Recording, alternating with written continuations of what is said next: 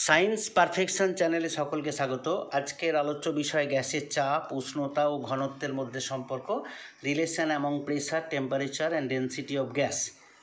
Charles ও বয়েলের সমন্বয় সূত্র থেকে পাই P1 V1 by T1 is equal to P2 V2 by T2, যেখানে P1 গ্যাসটির প্রাথমিক চাপ, V1 গ্যাসটির প্রাথমিক আয়তন, T1 গ্যাসটির প্রাথমিক উষ্ণতা এবং P2 গ্যাসটির অন্তিম চাপ, V2 গ্যাসটির অন্তিম আয়তন এবং T2 গ্যাসটির অন্তিম উষ্ণতা।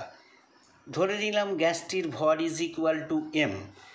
তাহলে P1 V1 by T1 is equal to P2 V2 by T2, উভয় পক্ষকেই M দিয়ে ভাগ করা হয়েছে গ্যাসের ভর দিয়ে। তাহলে পেলাম P1 V1 by MT1 is equal to P2 V2 by MT2। তাহলে আমরা পেলাম P1 by M by V1 into T1 is equal to P2 by M by V2 into T2।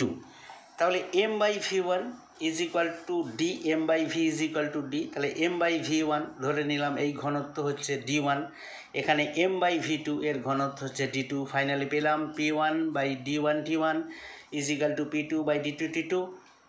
তাহলে বলা যেতে পারে P by DT is equal to ধ্রুবক। উষ্ণতা স্থির থাকলে ডিটিকে যদি স্থির রাখা হয় তাহলে সম্পর্কটি দাঁড়াবে P by D is equal to ধ্রুবক। এটি সমউষ্ণ প্রক্রিয়ায়, কোনো প্রক্রিয়ায় উষ্ণতা স্থির থাকলে সেই প্রক্রিয়াটিকে সমউষ্ণ প্রক্রিয়া বলে। আবার চাপ স্থির থাকলে ডিটি ইজ ইকুয়াল টু ধ্রুবক হবে, বা ডি ভ্যারিজ অ্যাজ 1/T।